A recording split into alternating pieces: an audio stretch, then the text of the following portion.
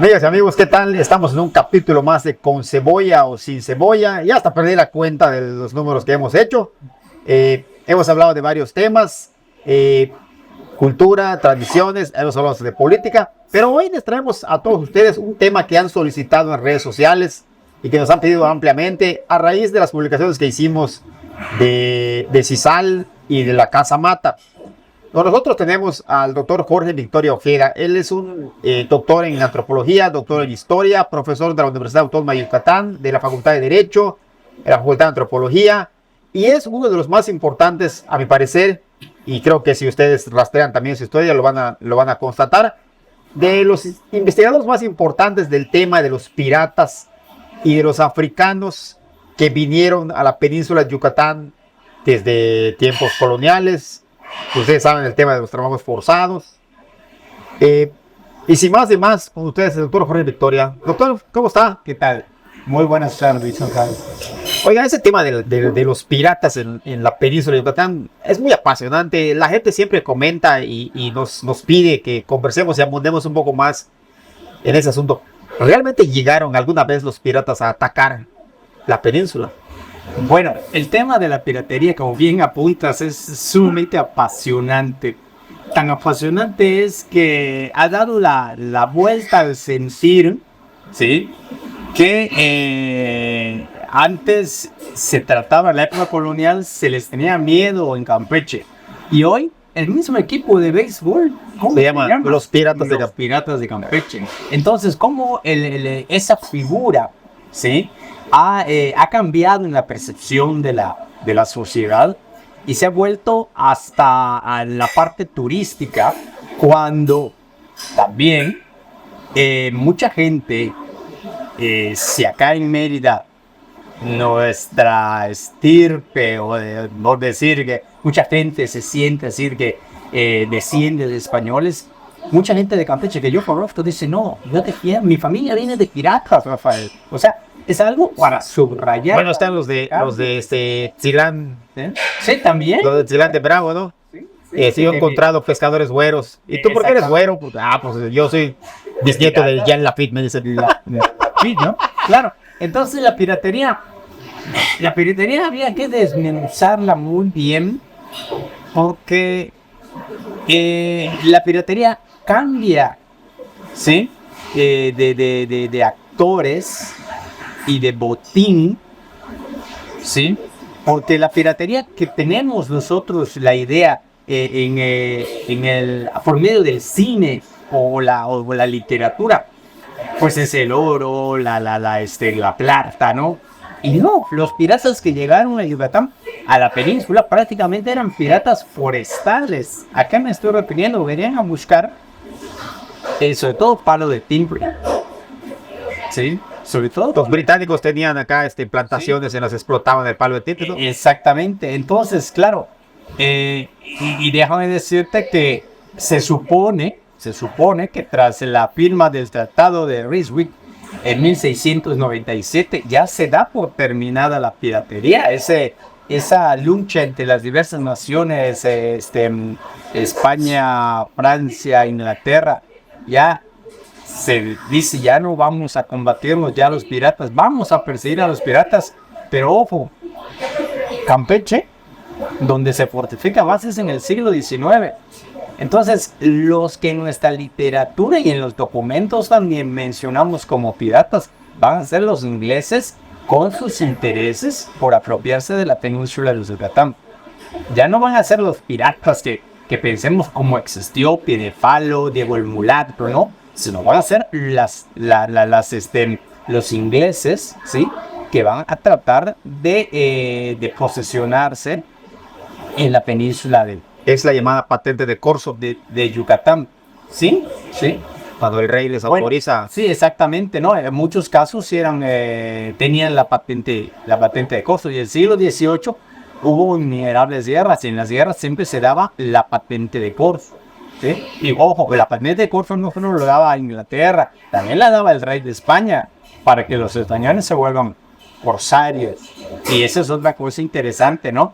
¿Cuál es el pirata? ¿Cuál es el filibustero? ¿Cuál es el corsario? A esa iba mi siguiente pregunta, porque mucha gente piensa que pirata es sinónimo de bucanero y después de corsario o de filibustero.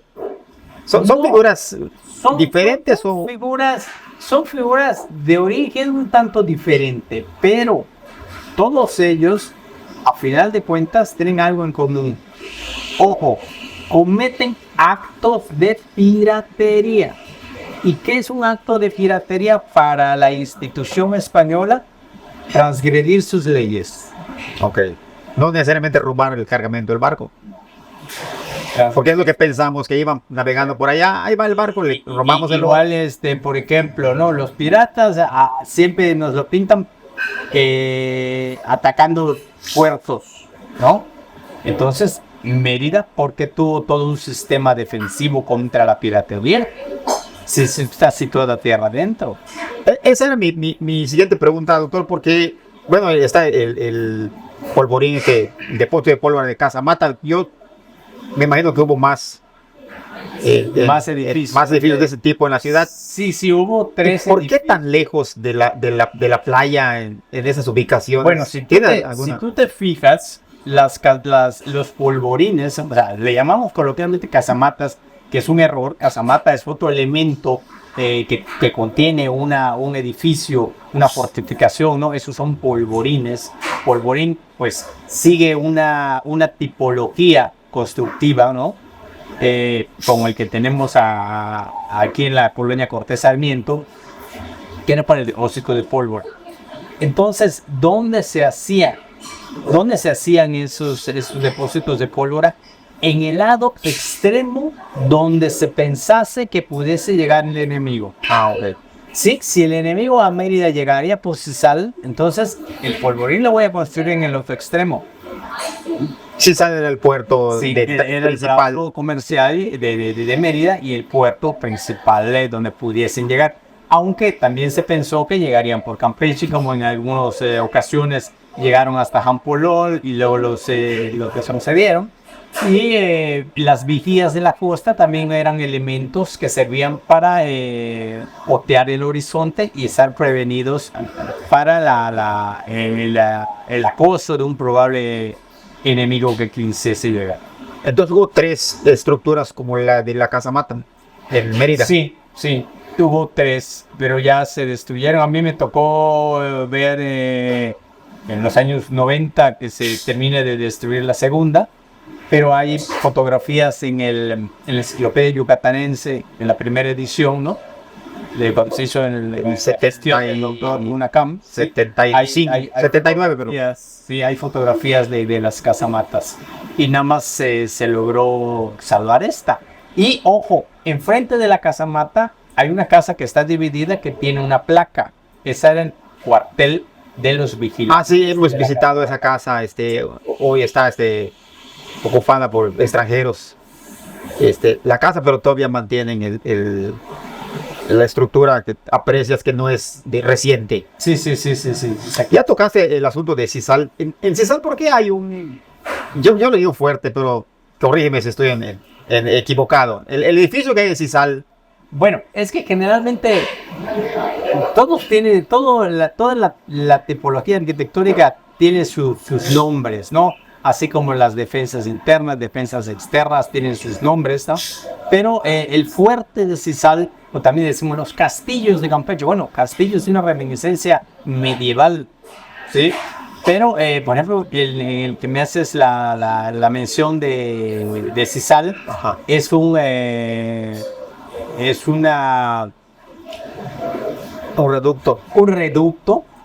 reducto con 2 medio baluartes. ¿Sí? Pero esos medios baluartes están mirando a tierra, ¿sí? En otros casos al mar, no al mar.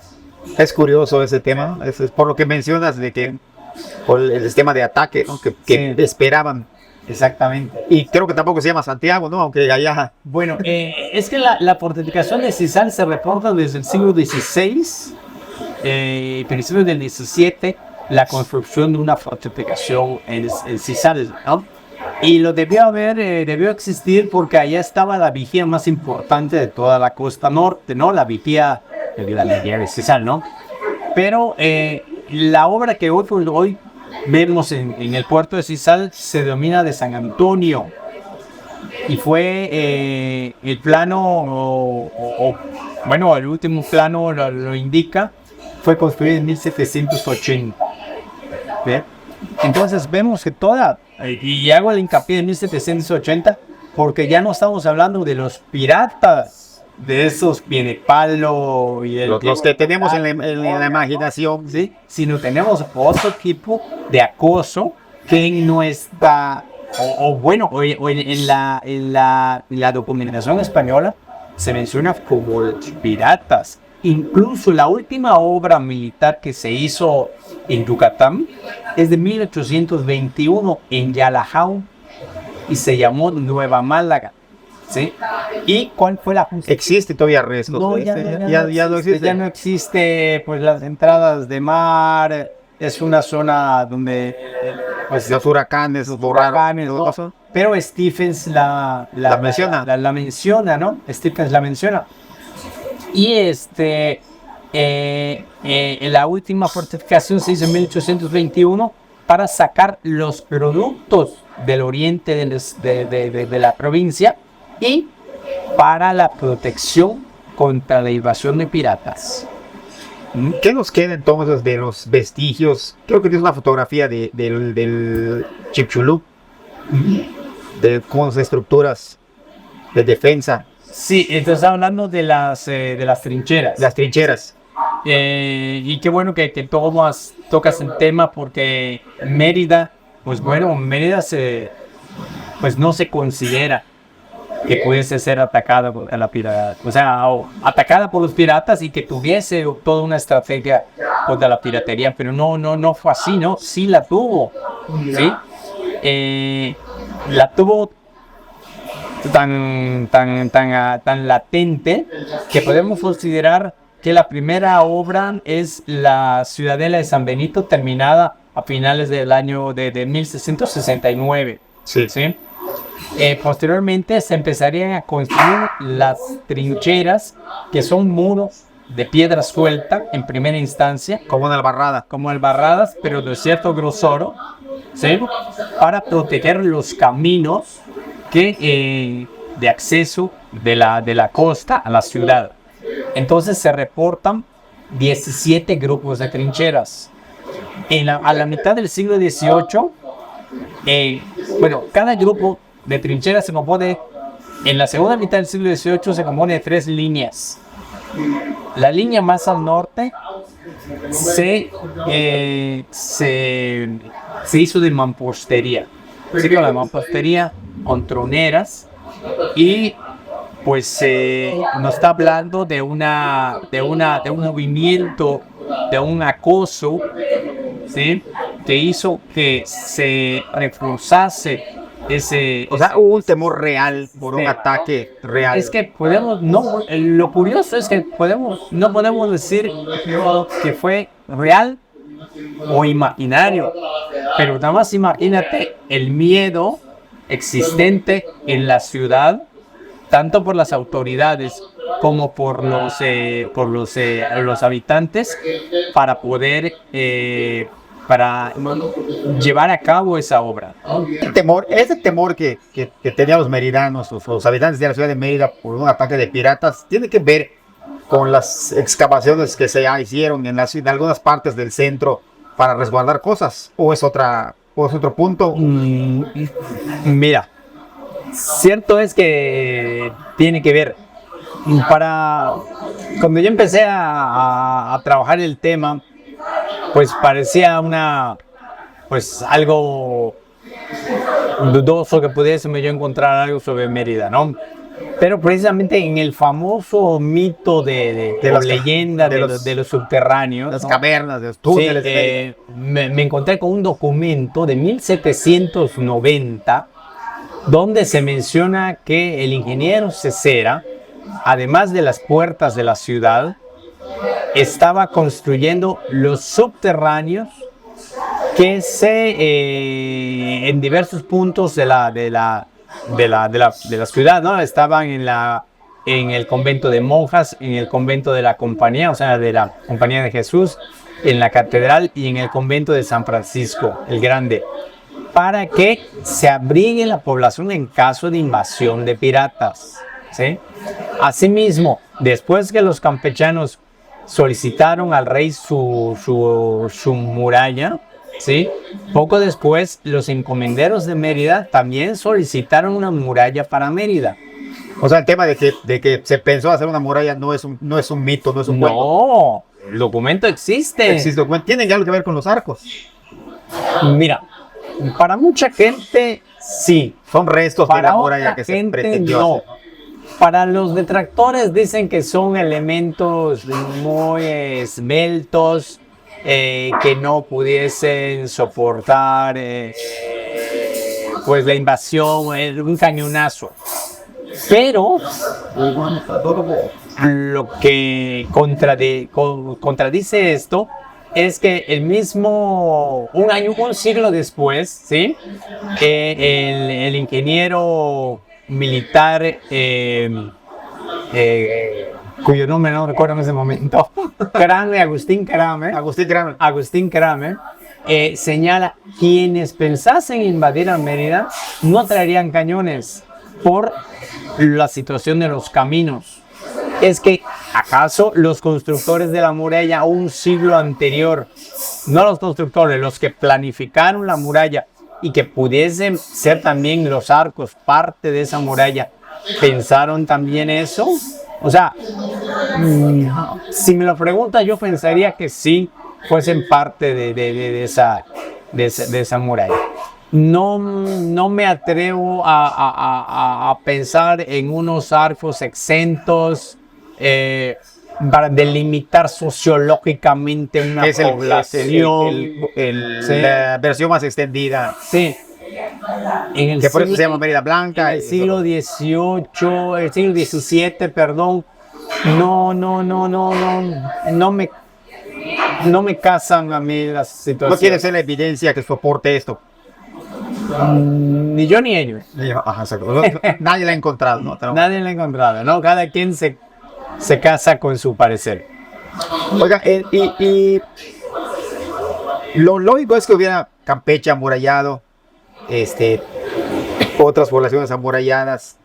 ¿La estructura militar de defensa abarcó toda la península, inclusive por la parte de Quintana Roo, o eso nunca lo pensaron? No, sí, la parte de Quintana Roo, o sea, de lo que es actualmente Quintana Roo, para la segunda mitad del... bueno, no para la segunda, para el siglo XVIII también. En Bacalar se hace la fortificación de San Felipe de Bacalar, ¿no? En la primera parte del siglo XVIII. Pero también en ese siglo se van creando nuevas poblaciones para evitar el avance inglés que se tenía acto de presencia en Belice, ¿no? ¿Sí? Entonces sí, en toda la península hay estructuras militares, pues bueno, para diferente fin. Por ejemplo, imagínate, por el lado de Champotón, Lerma, Ceiba Playa, ¿sí? Ahí habían pequeñas fortificaciones para salvaguardar ese territorio por la riqueza del palo de tinte. Campeche, bueno, como principal puerto, pues bueno, siguen las fortificaciones. Luego seguimos para el norte, que sería la fortificación de Cizal, ¿sí? La fortificación, bueno, las obras militares de Mérida. Seguimos Yalajau, ¿sí? Hubo una obra, se dice, de madera muy efímera en Río Lagartos, ¿no? Pero muy efímera. Y terminamos en Bacalar. Sin embargo, también a lo largo de Quintana Roo hubo vigías también, ¿sí? No estructuras militares como las que referimos en Campeche o en Cizal, sino vigías. No. Vigías. ¿Cómo era una vigía, Rafael? Una vigía era, para que tengamos una idea, una torre de salvavidas de la playa. Ah, ok. Ahí estaba alguien arriba, alguien que se supone por norma debía ser español, pero seguro ese español subía a algún indígena o algún afrodescendiente, ¿no? Y pues bueno, había vigías, pero además de la cuestión interesante de la defensa y de las diversas, del diverso, ¿cómo se? Quienes cometían estos actos de piratería, ¿no? En el siglo XVI, XVII, XVIII, los tenemos hasta el XIX, ¿sí? Tenemos a Lafitte, tenemos al pirata Mundaka, tenemos al pirata Molas, ¿sí? Que eran transgresores de las leyes, ¿sí? El pirata Molas, pues bueno, él vendía, traficaba con gente de Cuba, afrodescendiente, negros, mulatos, ¿sí? El pirata Mundaka, pues se supone que vendía indígenas a Cuba. Mundaka existió, porque yo lo había escuchado, pero Sí. yo pensaba que era de la literatura. No, Fermín Mundaka sí existió, claro que sí. ¿Él es español? Es español, es del norte de España. Claro, hay mucha gente que dice el pirata Mundaka, porque vas ahorita a Isla Mujeres y te venden que vayas a ver la tumba del pirata que está en el cementerio. Tú ves la tumba, hay una calavera, ¿sí? Con los dos fémures cruzados y tú dices, pues bueno, este es un pirata porque es la bandera que utilizábamos. No, pero lo que hizo Fermín Mundaka, que él mismo mandó a hacer su tumba, en los cementerios del norte de África es muy común encontrar la calavera. Ah, eso iba en la famosísima bandera de los piratas. No es original de ellos esto, ¿no? Es más bien la literatura. Es para dar miedo Existe. nada más. Es para dar miedo, pero no existe en los cementerios del África. O sea, no se bajaba un tipo del barco con su parche, su pata de palo, su loro, su bandera. Bueno, yo te digo una cosa. Si estaba pata de palo, si tenía una pierna y si estaba sin un ojo, ¿qué capacidad va a tener de combate? ¿No? En primer lugar, ahí ya nos ya fallamos allá. nos están vendiendo una historia que no es verídica, ¿no?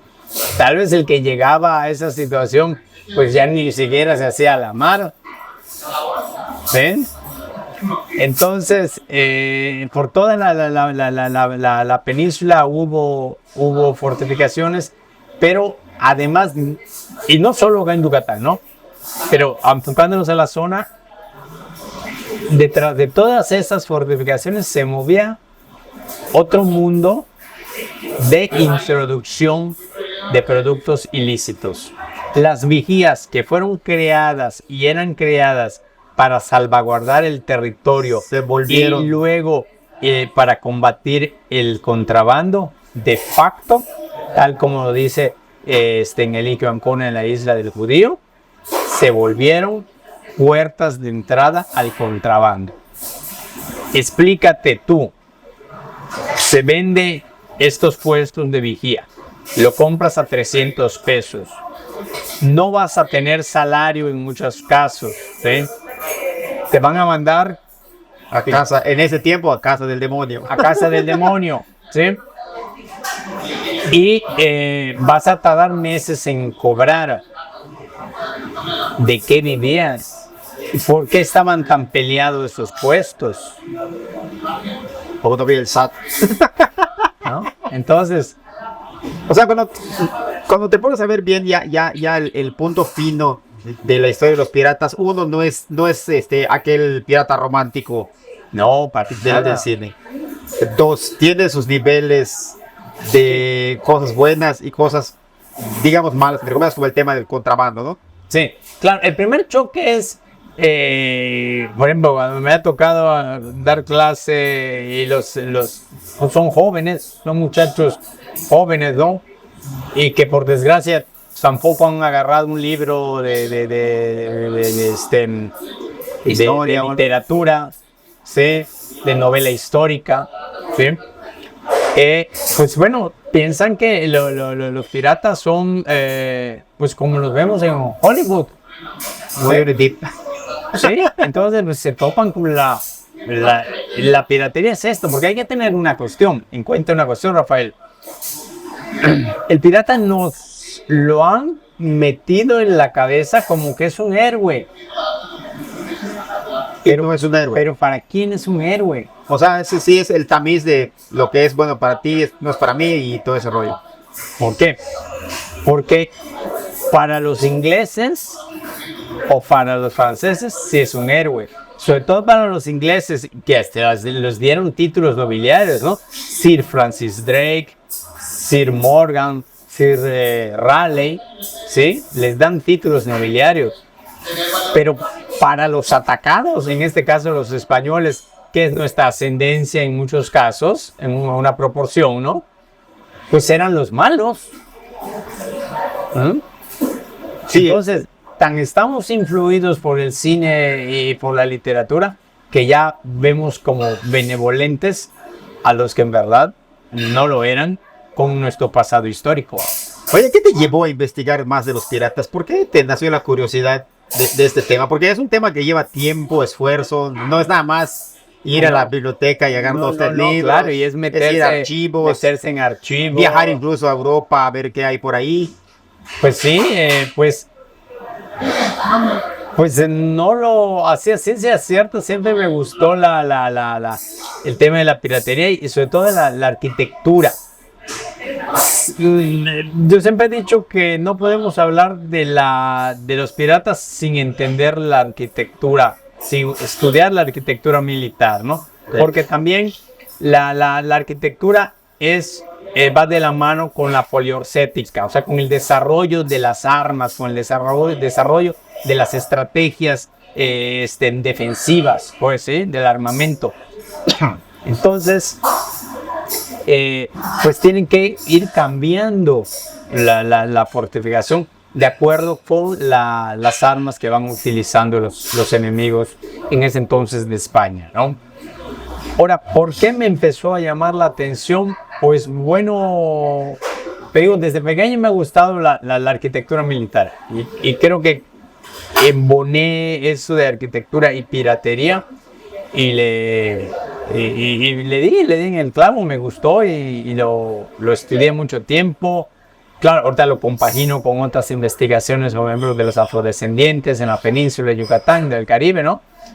Pero no quito el dedo del renglón. De hecho, pertenezco a la ICOFOR, que es una parte de la UNESCO que ve las fortificaciones y la herencia militar. ¿Qué es lo más extraño, más sorprendente para ti que has encontrado en esas investigaciones? O algo que digas, wow.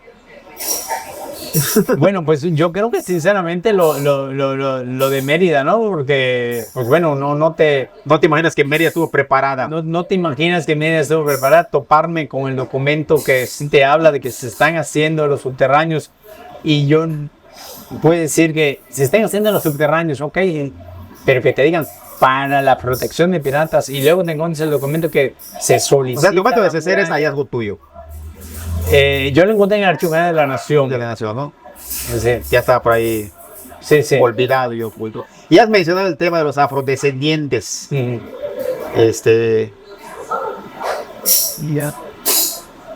Una de las...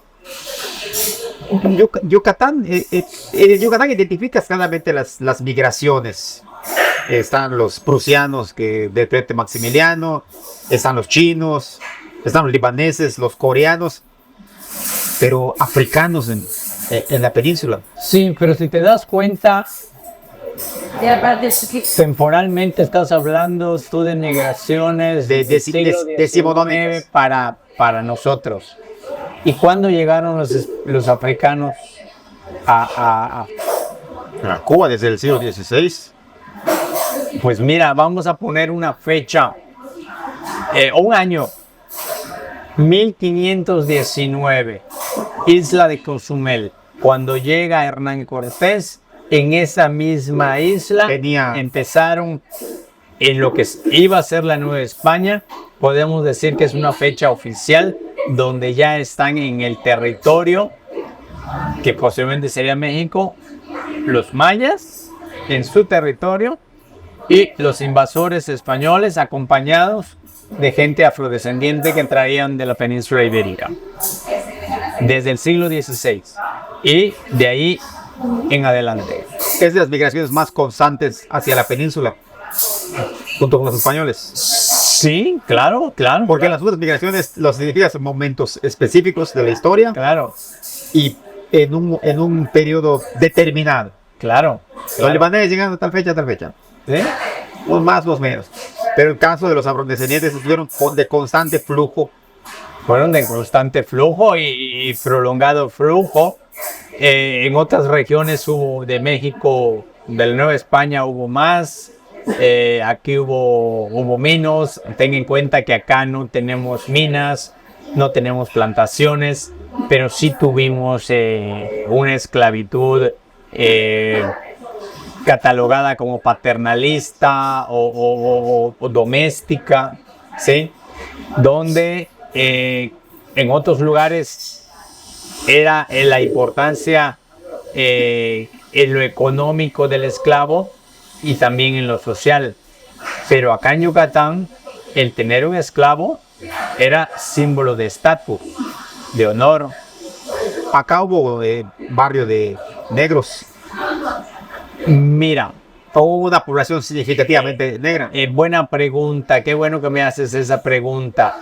Porque el historiador muy destacado, José Ignacio Rubio Mañé, en la década de los 40 del siglo XX, señaló que Santa Lucía era barrio de negros de la ciudad.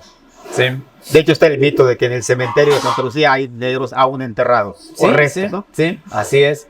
Pero en el catálogo de construcciones religiosas de Yucatán, publicado en 1945, el mismo Rubio Mañé hace una nota a pie de página donde dice, de nueva cuenta menciona que el barrio de negros es Santa Lucía y que estos datos pueden corroborarse en el libro 1 del Sagrario de la Catedral, de matrimonios de la Catedral.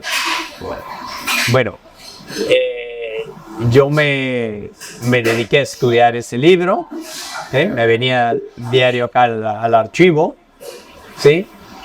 Y no encontré ningún elemento Que te indique. que me indique y reforzase la postura de Rubio Mañé. ¿Sí?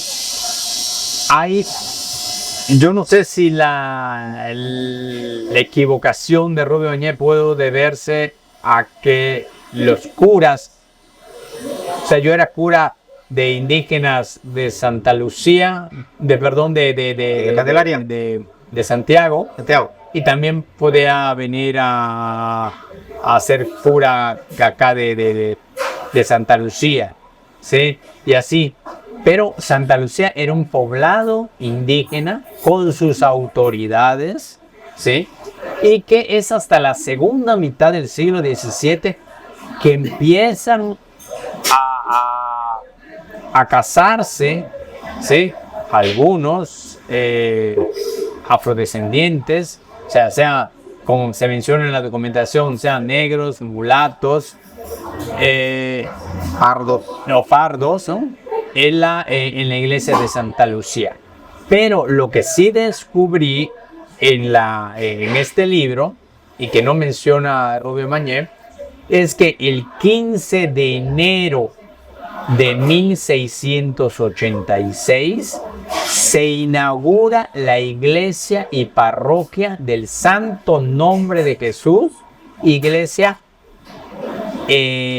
exclusiva para los negros y mulatos de la ciudad. ¿Dónde estuvo? ¿Dónde está? Bueno, desgraciadamente hay que hablar en tiempo pasado. Estuvo en la calle 50, en la actual calle 59 entre 62 y 64. Ahorita hay un estacionamiento. Frente a la casa de la Condesa. Exactamente. Frente a la llamada Casa de la Condesa.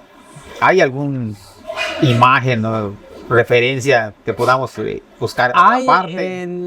Bueno, hay una fotografía en la fototeca Pedro Guerra que está catalogada como iglesia de San Juan, pero en verdad corresponde.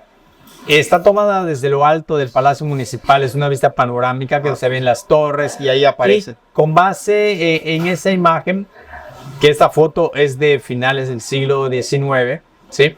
Cuando ya era la iglesia de Jesús María, ¿sí? Se ha podido hacer una reconstrucción. La reconstrucción, a mí una persona me hizo una reconstrucción, pero hay otra persona, el arquitecto Antonio Rodríguez Alcalá, que ha hecho también una reconstrucción muy interesante de esta obra arquitectónica, ¿no? Entonces, con base en ellos que podemos conocer esa imagen. Desgraciadamente, ninguno de los visitantes extranjeros que vino a Mérida, ¿no? La cita o la escribe. La cita, la dibuja, la fotografía. ¿Será que porque era para negros? No, porque los negros dejaron de estar ahí en 1776. Fíjate, lo interesante es que esta iglesia no solo iban los negros, sino también iban los españoles. Y cuando se abre la iglesia, pues la imagen que adoraban era del niño Jesús. Para la segunda mitad del siglo XVII, ya hay una nueva imagen para adorar. Y no era Santa Ifigenia, una santa de color, o negra, ¿no? Se ha adorado, se ha encontrado en San Martín de Porres. Sí, que se ha encontrado en otras partes. No, era la Virgen de las Montañas. La Virgen de las Montañas. O de la montaña. ¿Que quién es este culto mariano? Este culto mariano viene de Cáceres, España. ¿Sí? Porque comienza ahí en la segunda década del siglo XVII. ¿Y cómo aparece acá? Pues algún español la introdujo. Fíjate, yo pensaba que ibas a citarme a la Virgen de Guadalupe, que sería lo más lógico, porque estamos en México, ¿no? No, el culto de la Virgen de Guadalupe comienza en el 18. O sea, tardó mucho tiempo. Estamos hablando en el claro, ¿no? La iglesia que tenemos acá. Bueno, aunque la Virgen de Guadalupe en Campeche es desde el 1639 ya se reporta, ¿no? La Virgen de una pequeña capilla de Guadalupe. Pero aquí en la iglesia es del siglo XVIII, la de Guadalupe, ¿no? Sí, como la de Valladolid, la de Guadalupe, del siglo XVIII. Sí, y entonces este culto es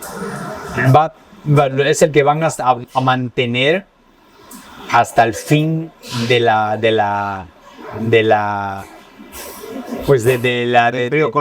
periodo colonial. Ahora, te comenté que ya no estaban allá para estas fechas del siglo XVIII, del siglo XIX, ¿no? Sino en 1776 la pasan a la parroquia, ¿sí? De los negros. Los pasan a el templo que habían abandonado la Compañía de Jesús al ser expulsada en la década anterior, ¿no? Que está aquí en la calle 60. En la calle 60. Y allá se instala la parroquia. Y ojo, los documentos hablan de el Jesús viejo, o sea, la iglesia que dejaban, y el Jesús nuevo. ¿Cómo se llama la parroquia? Repito, que se inaugura Santo Nombre de Jesús. La iglesia, entonces, pasa a ser denominada Santo Nombre de Jesús. ¿Cómo se llamaba en tiempos de los jesuitas? De los jesuitas. Los documentos no nos lo dicen. Siempre se menciona la iglesia. La de llamarle de los jesuitas fue reciente, digamos, entre comillas, del siglo XIX para aquí. Bueno, es que sí estuvieron los jesuitas allá, pero se menciona en los documentos de la época, siglo XVIII, se menciona como la iglesia de la compañía. La iglesia de la compañía. Únicamente Cogolludo, el cronista Diego López Cogolludo, asienta en una cita así a pie de página, que la iglesia que era de los jesuitas tenía como, ¿cómo decía? Como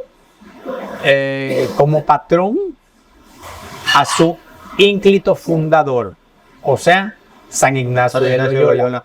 Podemos pensar que la iglesia se llamaba San Ignacio de Loyola. Puede ser. O en honor a. ¿Sí? Yo no he encontrado algún documento, ni lo que la gente que ha escrito sobre esa iglesia ha encontrado que esta iglesia se llamaba tal. A lo que voy al hacerte todo esta historia es que hoy conocemos esa iglesia como como la iglesia del Jesús. Y así, como apócope. Yo pienso que en verdad hoy día al decir la iglesia del Jesús, en un desconocimiento de la memoria, ¿sí?, estamos haciendo referencia a la parroquia de negros, La que estuvo no a la compañía. en la 59 y pasó allá, ¿no? Sí. Y me comentaste que un personaje compró su tumba en la iglesia que ya no existe. Sí, claro. Es que pensamos siempre que Los negros eran pobres esclavos. al hablar de africanos, de afrodescendientes, de la época colonial, igual a esclavitud. No. Llegaron a tener propiedades, llegaron a ser Claro ricos. Sí, claro que sí, hubo gente, algunos se casaron con españolas, donde lo más seguro es que el que tenía el caudal allá Era el hombre, ¿no? era el hombre, ¿no? Y no la O sea, esposa. uno no puede imaginar que en Mérida había negros ricos. Y sí había. Sí había, porque también pensamos que, bueno, en Campeche había un político, un comerciante, Duque de Estrada, no recuerdo ahorita el nombre, pero Así ya vas a citarme al negro Sanzores. apellido. Te vas a meter en camisa de 11 varas. No, sigamos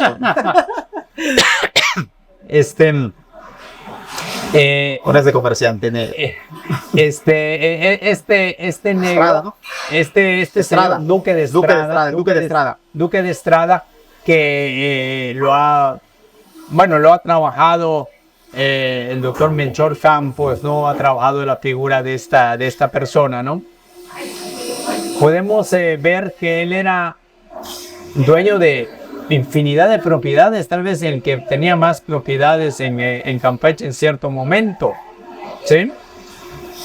Pero cuando llega la Constitución de Cádiz, ¿sí?, donde la Constitución de Cádiz otorga la ciudadanía incluso a los indígenas, pero a los descendientes del África no, este señor que pretendía meterse a la política, no lo dejan por tener raíces africanas, ¿sí? Entonces, vemos por un lado que sí era un hombre acaudalado, respetado comercialmente, pero, ojo, la Constitución dice esto y no puedes tú. Acosta es el que tuvo el negocio de comida aquí en los 60, o es otro negro Acosta. No, ese debe ser otro negro Acosta, porque este negro Acosta que yo te digo era dueño de mulas. De mulas, de la hacienda. Mulas. Él traía comercio traía mercancía de Campeche a Mérida, ¿no? Entonces tenía mulas y llegó a tener en su testamento, deja a la iglesia de los negros una cantidad de dinero, pero también decide enterrarse en la iglesia de la Candelaria. Pero ojo, estamos hablando entonces de negros con recursos, pero también es válido preguntarse, bueno, tenían su Virgen de las Montañas, ¿acaso algún español también agarró? Sí, porque la Virgen, te comenté que la Virgen de las Montañas la habrá traído algún hispano, ¿no? Y vemos que el español, que hasta ahorita puede haber otro, ¿no? Pero hasta ahorita el español más acaudalado del siglo XVIII, Quijano, de apellido Quijano, ¿no? Cuando muere, pues deja a la iglesia una serie pues, de dinero, ¿no? Unas cantidades de dinero para que su entierro sea, según sus deseos, precedido por la imagen de la Virgen de las Montañas. Así que a lo mejor él la trajo. Pues no coincide en tiempo, porque hay como un siglo de diferencia. Pero sí fue muy reiterado ese culto a la Virgen de las Montañas. Bueno, este culto a la Virgen de las Montañas traspasa la parroquia de los Negros. Y te digo que traspasa la parroquia de los Negros y es una de las fiestas más votadas por el ayuntamiento, que significa que el ayuntamiento va a apoquinar dinero para la fiesta, ¿sí? Y cuando termina no termina, sino cuando se le pierde el rastro a esta Virgen de las Montañas, hemos encontrado un novenario de 1906, donde todavía se le hacía rezos en la iglesia del Santo Nombre de Jesús, o Tercera Orden. Volvemos a ver. Muy bien, doctor Jorge Victoria. Nada más para la audiencia, tú haces recorridos sí, sábados. Esta historia de Negros, que es una historia no conocida. La puede venir la gente a escuchar. ¿Dónde te encuentran? Bueno. ¿Cómo acceden a esta? Bueno, yo lo publicito en mi página. ¿Cómo te encontramos en Facebook? En Facebook me pueden encontrar como Historia con Jorge Victoria. Ah, perfecto. Historia con Jorge Victoria. Historia con Jorge Victoria, ¿sí? Y este tour, un tour cultural, lo tenemos una vez al mes, ¿sí? Va a ser este sábado, mañana 15. ¿Sí? Ok. Sábado 15. Y de ahí hasta agosto el siguiente. Hasta agosto el siguiente. La cita es en la plaza principal, enfrente de la Casa de Montejo. El tour dura hora y media, hora 40, depende de las preguntas que luego se vayan dando. Es un tour sumamente interesante porque es una historia que no la vamos a encontrar en un libro de historia de la ciudad. Correcto, pues ahí lo tienen. Anímense a buscar Historia con Jorge Victoria. Te agradezco mucho el tiempo que nos dedicaste a este espacio, hablar de los piratas. Bueno, gracias a ustedes. Y los afrodescendientes. Así es. Ya lo saben, estamos pendientes de sus comentarios. Rólenlo, gírenlo, apóyennos. Soy Rafael Gómez, con cebolla o sin cebolla.